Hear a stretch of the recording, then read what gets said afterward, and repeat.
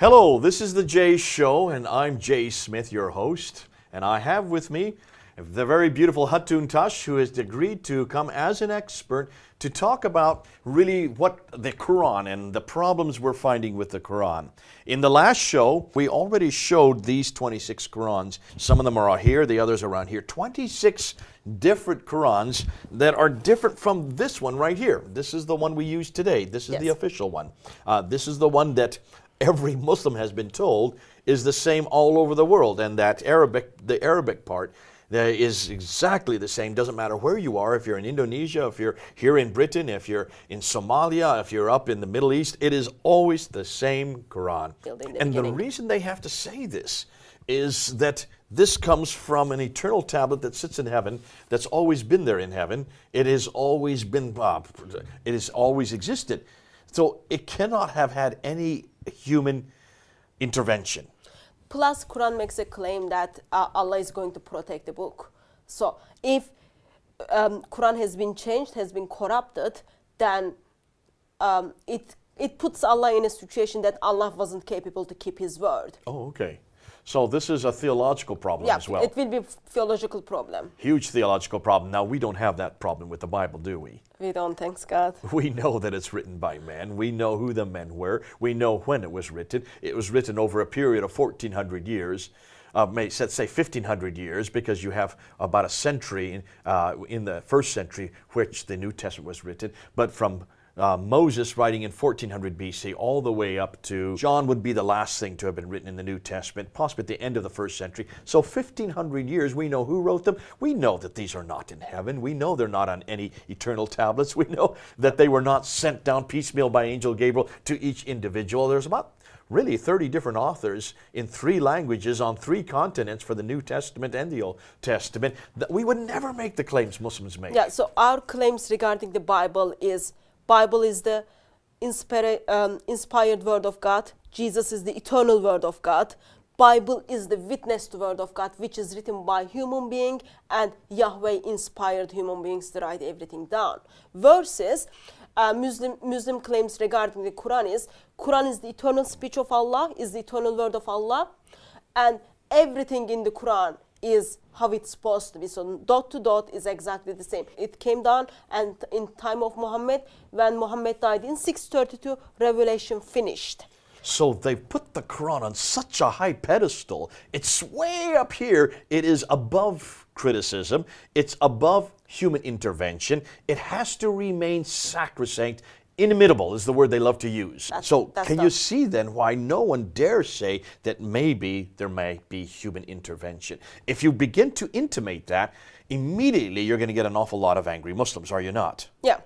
Not Christians. That can be understandable, though. Because our Bible, we know our Bible does have interventions. We know that it was written by men. We know that it got changed at different places, but we know exactly where the changes are. Yeah, we know where as we talked about, we can get the critical edition version of the Bible, and then we can see all the comparison done with the manuscripts. Yet, 2017, we don't have the critical version of the Quran. Okay, now let's back up. Let's say, when did this whole thing begin? When did this idea that the Quran was compiled by Uthman, where did that come from? That idea that it was put together by this caliph means a king, who had the control over that part of the world at that time.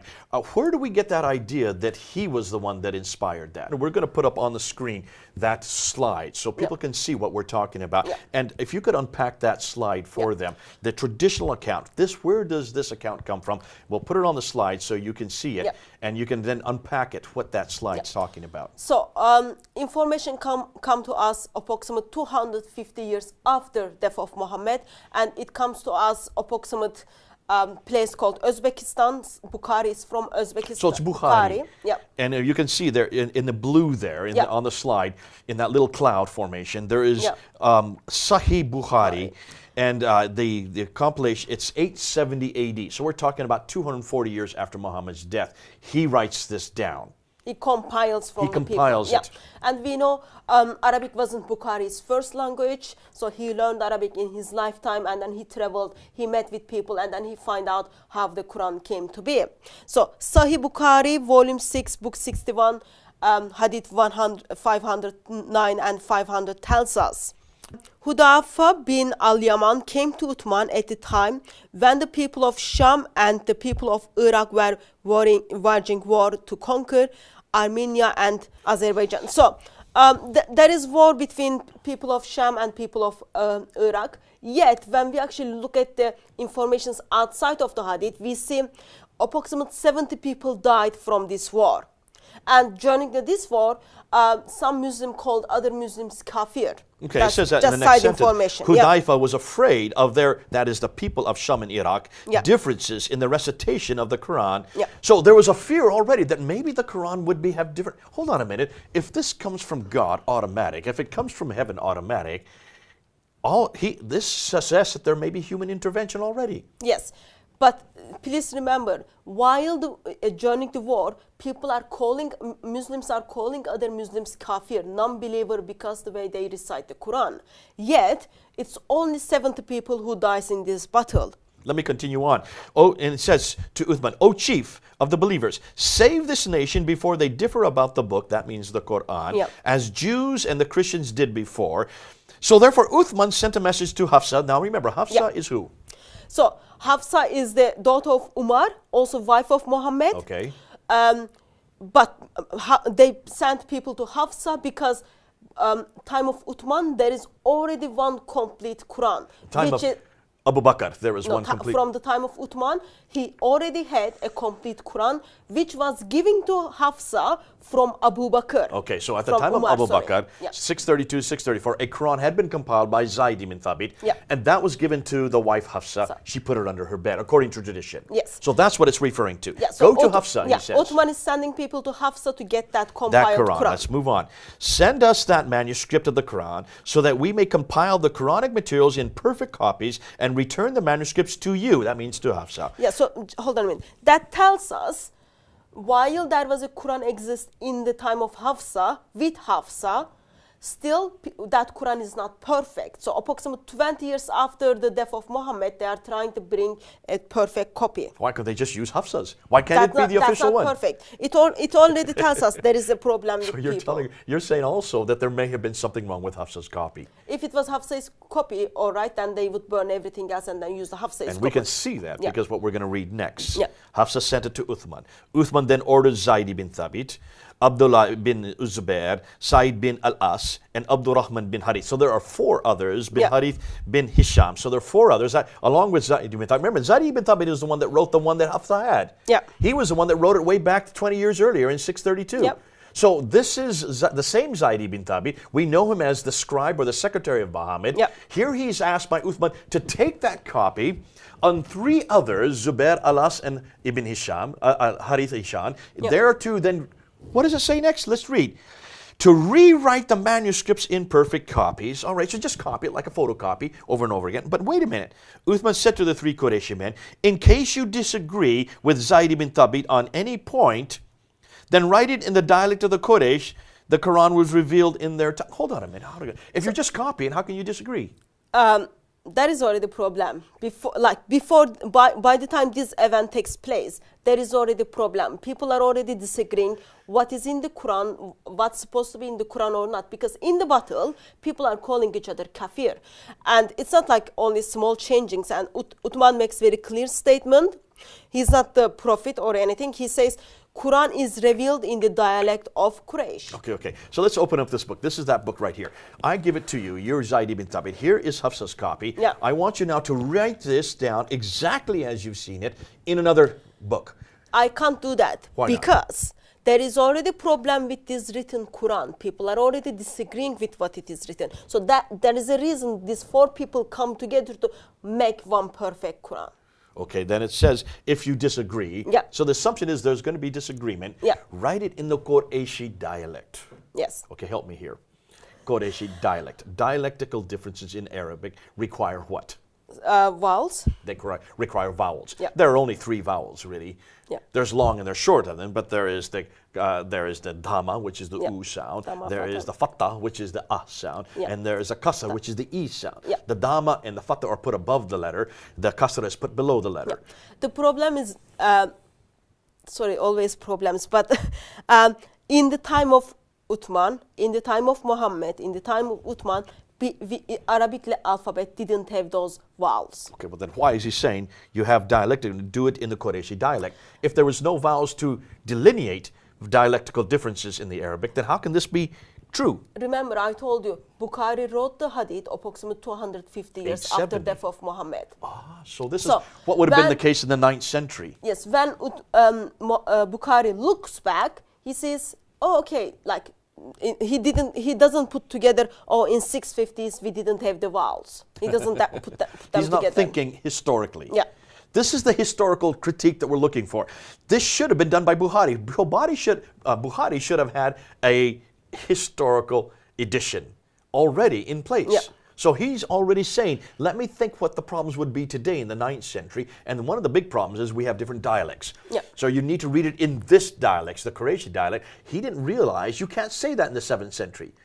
Vowels had not been invented. 650s, yeah. There were no dama, kasra, and fatha. That had yet to be invented. They were only introduced in the 8th century. You see a problem already Yes. we're finding with Sad this that compilation. Imam didn't know that. Okay, then it says, they did so, and when they had written many copies, Uthman returned the original manuscript to Hafsa, gave it back to her, Yeah. and then Uthman sent to every Muslim province one copy of what they had copied. What happens here is, as they made one perfect Quran, they copied this perfectly, and then this Quran went to different cities with one person. We will look at which cities it went later. But this hadith doesn't tell us which cities, it just tells us Well, now it we've went got to them up- every Muslim provinces. Look on the screen. I want you now to look at the cities. We've got them listed there on the right side. Yeah. Look at them. Uthman sent to every Muslim province one copy, one to Basra, one to Baghdad, one to Damascus, one to Jerusalem, another to Cairo, another to Alexandria, another to Aden, another to Herat, and another to Nishapur. What we're talking about is, how many do you have there? That 9. means you have 9 copies going to 9 cities. So Uthman doesn't tell us, or Sahih Bukhari doesn't tell us which cities they sent. Islamic tradition is very confused how many copies went to which cities. But when we look at the map, when we look at the history, we see in 7th century, in time of Uthman, there were 9 provinces. And these are the 9 provinces Those we are just the read. 9 provinces. So that yeah. means 9 copies, With 9 person, at least with each one with a 9. What do you mean by that? like 1 copy with 1 person. So someone would actually carry it. Because someone who know the Quran, someone who know what it is, so they would take it that people don't get, there is no disagreement when Quran arrived to Basra. To guard it, in sense. Yeah. To make sure that it remains sacrosanct. Yeah, probably teach someone because you kind of made it one perfect copy. So you arrive to Basra, people will come and ask you about the Quran. What you do, you are teaching the Quran what you already brought with you. So what you're saying already is that this should have been done way back in the 7th century. In fact, it was done way back in the 7th century. According to tradition, around 650s. There should be no problems then whatsoever with any differences in Qurans. Now let's go back to that, could finish off that tradition. So they sent it out, Zayd ibn Thabit, now Uthman sent to every Muslim province one copy, and ordered that all the other Quranic materials, whether written in fragmentary manuscript or whole copies, be burnt. I think it is This one is of the hugely saddest things in significant. Islamic tradition. If you authorize to make one perfect Quran, Yeah. why are you so scared? What are the other manuscripts out there? So other manuscripts probably were disagreeing what was there. So Uthman says, okay, we just ignore them. He orders to burn everything. It comes from a Muslim who is leader of the country, ordered to burn their own manuscripts. That says 2 things to me right away. That means there must have been some discrepancies. Yeah. Why would you burn them if they all agreed? Proving the very reason why they had, Uthman had to bring Zayd ibn Thabit, Harith, Alas, and Zubair, all the 4 of them together to rewrite that copy that was Hafsa's. Obviously, there was discrepancies. Otherwise, why would you take all the remaining fragments and burn them? So now we have, everything is like this. It's like an upside-down pyramid. We have one original Quran now that's created by Uthman that should be exactly the same, right? The problem is, let's take a look at the Bible. The Bible, we don't burn any of our manuscripts. We were burned for our manuscripts. Okay, they were burned by others. non-Christians order Christians to burn their manuscripts, or Christians get to burn for their manuscripts. The Edict of Diocletian in 300 did just that. The Romans burned our manuscripts, and we had thousands of manuscripts burned. But Christians, can you tell me any place that we have destroyed or burned or thrown away any of the biblical codices or manuscripts? No. Do you know of any occasion where that happened? I don't know. The strange thing is, it is coming from the people who are the leading the country, who are the governing the country, and they are Muslim. They are in the power, with using their power to say, okay, now we are going to burn every manuscript which is outside this perfect Quran. Now, Muslims have always said to me that you have many, many, many Bibles, and there was one Bible that was chosen. I get this story all the time. At the time of Constantine, in the 4th century, about 325. And in fact, at the Council of Nicaea is where they always say it. In 325, in Nicaea, they put on a table like we have here. They put 200 Bibles on. And then they started shaking. Have you heard this story? They shook and shook and shook and shook and shook until they all fell off. And the one that remained is the Bible that we have today. I've heard this for 35 years. Gospel stays on the thing. This is the one that we use today.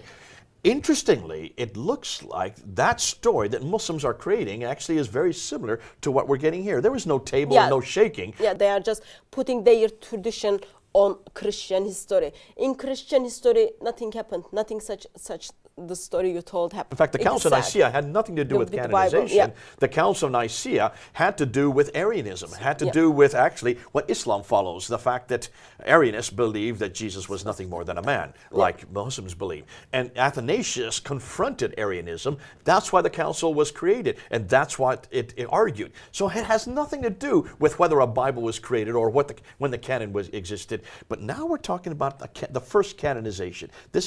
And canon means when the original Quran was finally formed. Now, here's the second problem. Okay, so you throw out all the manuscripts because they all disagree. Yeah. I would like to have known where they disagree, wouldn't you? I would like to know why is it that if there are any corrections, what's going on here? Wouldn't it have been better if he had preserved everything so that today we could look at all of them like you see the ones we have on here, and that one disagrees with this one, disagrees with that one, disagrees with this one, so that we could actually look at them. If you think like this, for example, Jay, in the 1st century, people wrote the Gospels. They wrote letter to one another. Yeah. In 2nd century, people wrote Gospels. They wrote letter to one another. Yeah. Bible has been seen by people, for example, New Testament, as this is the Word of God, this is the continuation of the Bible. And then we've got 4 Gospels, 4 biography of Jesus is in the Bible. Yet we've got lots of writings outside of the Bible, which is not canonized, which is not seen as this is the Word of God. But we didn't burn them. They are accessible to everyone. Even though we had the biographies of Jesus, which not agree what is in the Bible, yet we kept them. We kept them. We didn't even destroy them. The Gospel of Thomas, the Gospel of Judas. If you look at the Sinaiticus of this, the Sinaiticus manuscript that is here in the British Library, at the back of it are 2 extra pieces of literature, the Epistle of Barnabas and also the Shepherd of Hermes. These are 2 authoritative books. They're not canonical. They're not part of the canon. They were not part of the original Bible, but they were included because they agreed with the biblical text. So we didn't burn them, or we didn't order people to burn them. So still they exist and accessible to everyone. Yet, Quran, which is the eternal word of Allah, a caliph who never met Allah, who never met the angel, find authority to burn the word of God where people wrote in the manuscripts. That's fascinating. So here you're talking all kinds of human intervention. This is what we need to know. This is how you find a critical edition. You look back and see where humans have intervened, where humans have changed, where they've ejected, where they've emitted, where they've rescinded, where they've added, where they have taken away. That's exactly how you come to a cross and how you get to a critical edition. So we're doing that right now between us just by reading their own text. This is nothing you wrote, Hatun. This is nothing that I've written. It comes from Sahih Bukhari. It's from Islamic sources. Sahih means perfect. There's no error. True, reliable. So this is the best they've got. And then it goes on and says, They burnt down the ones that didn't agree. They sent the others to all the province. We know there's 9 prophets. Yeah. Then Zaid ibn Thabit added, a verse from Surah Azab was missed by me when I copied the Quran, and I used to hear Allah's apostle reciting it. So we searched for it and found it with Khuzaimah ibn Thabit al-Ansari. And that verse was, among the believers are men who have been true in their covenant with Allah, Surah 33, Ayah 23. Yeah. So here, hold on a minute. Here is Zaid ibn Thabit, the man, this is not Muhammad. This is not the Caliph Uthman. This is just a scribe, a secretary. Say, oh, wait a minute. I remember another verse that I remember the Prophet saying 20 years ago. Yeah. I don't know where it is. So he starts looking all over for it. And he comes across this one man who remembers it. Yeah, but the thing is, so that verse probably wasn't in the Hafsa's Quran. Because if it was in Hafsa's Quran, it would be copied. Or if it was with the people who were in the committee, who were on the table, were discussing what needs to get into the Quran or not. None of those people remember.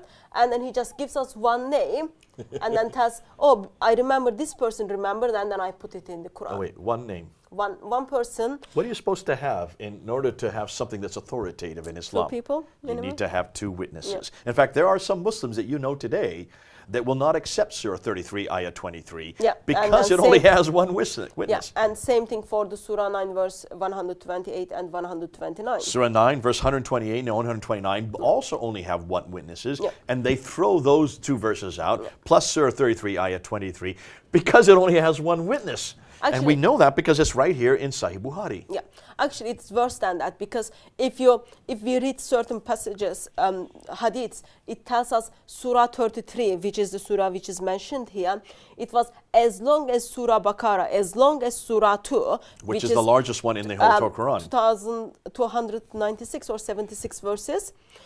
I'll look it up right now. Go ahead. Keep speaking So while I look it it's up. approximately 213 verses is missing.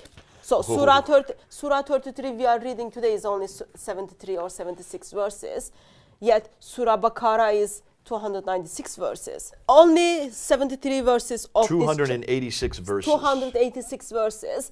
So approximately 213 verses of this.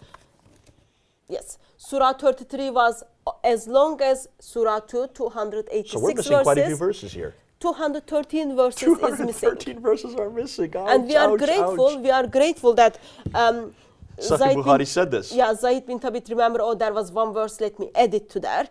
So otherwise it would be 214 verses. Now we're we're pulling up an awful lot here, Hatun. We've gone through already that there are some real difficulties. We're already with the readings. We're already going into, and that this was that there are already differences because of the Battle of Yamama. Yeah. People were dying, and therefore they had to write the first Quran. Now we've come to the time of Uthman 20 years later, and now Uthman has to rewrite it again. So he gets the format. The man that wrote the Hafsa's copy had the Hafsa's copy in front of them. They rewrite it. If there's any disagreement, we find out that they're going to have to use the dialect of the Quraysh, which you now know and I know could not have existed in the 7th century. But it gets even worse than that, because now we're finding out that after they did compile these 9 copies, send them to those 9 cities, those 9 provinces, then he says, take everything else and burn it, so there's nothing that will incriminate Uthman or Zaid ibn Thabit. And yet, then on top of that, he's thinking, hold on a minute, there's one verse that I remember, one man said, and he goes Khuzaimah, he finds him, and he finds that verse, and it turns out to be Surah 33, Ayah 23. So you can unpack this, all kinds of problems with this. Can you now understand why so many people have problems with the traditions? But let's just look at the map, and let's see where we're going to look at. And let's see and where these things are. We're going to, in just a bit, we're going to bring up a map for you. But as I go to it right now, I want you to unpack where these places are that they're going to. And let's just take a look at that map. As we looked at the Hadith doesn't tell us which cities, which provinces Uthman sent the Quran. We don't know. And Islamic tradition is kind of in-house debates. No one knows exactly where are those cities. But history tells us there were 9 provinces in the time of Uthman. Okay. So some of the commentaries talks about this, and then they give us only 4 places. Okay. They give us only 4 places. If you look at the map, so there is 1 Quran in Medina, Zaid bin Thabit. Okay, let me just, this one here, I'm just make a circle around it. Okay. Yeah. And then we've got 1 Quran to Basra. Okay, by, that's this one right here. Yeah, by Amir ibn Abdul Koyas. And then we've got we've got 1 in Kufa. There's Kufa, there it is. Yeah. So these are both in what would be today Iraq. Yes. The southern part of Iraq, and Kufa is closer to Baghdad. Yeah. Okay, those. And then one to Damascus. Okay, and that's the Damascus way over here. Yeah. Okay. So now we kind of see from the traditions. Tradition tells us, okay, this person take the Quran there, and then we know, for example, when the Zayd bin Thabit died. Okay. Or we've got other traditions. They tell us maybe it was 5 copies. Oh, okay. So here we now look up on the slide again. Yeah. We got 5 now. Yeah. So 1 copy was sent to Mecca. Okay. Extra by Abdullah bin I Said. just circled it there. Yeah. Plus the other 4. Yes, plus the other 4. So now we've got a 5th one that's been added Yeah. to the other 4. Yeah. Okay. And then we get this information from As-Suyuti or Ibn Hajj. Ibn Hajj, I should look at Yeah. the dates. So they are like 15th century or 10th century. 6th century and 15th century. Okay. All right. And then next map shows actually people are so confused now. Was it 6 copies? Was it 7 copies? They don't know. So in this map, so we've got the 4 originals, which talks about Basra, Kufa, Damascus, and Medina. And then we've got the Mecca one. Okay. And then someone says, oh, there is one Uthman kept with himself. So he has the personal copy. So it ended up we having 6 copies. Now we're up to 6 copies. Yeah. Okay. Of course, tradition more confused. We read around 900s in 9th century, sorry. 868. Yeah. So we've got all those 6 copies, okay? Plus, Otto is not sure if there was another copy which was sent to Yemen, okay, which is down on the map. Here, I've just circled it. Yeah. Or Yemen, or there is another copy, Egypt or Bahrain. Bahrain. I'm just going to search Bahrain, and And there's then Egypt. So tradition is not sure. For example, it might be some people say it's Egypt, some people say no, it's Bahrain, but like for sure we don't know. Now that's 9. So it could be 9 different provinces. It could be 6. It could be 5. It could be 4. There's a lot of confusion going on here, and this needs to come out. What we're doing now, Hatun, and what you've helped me with, this has been great. Thanks for coming on board. This has unpacked an awful lot. We've brought up an awful lot of problems. Let's try to list them. The first problem is there is nothing written down during Muhammad's death. Yes. This is rather, and we said this from the very beginning, why did not Muhammad have it written down? We're not saying he had to write it, because according to tradition, he could not read or write. That's up to dispute.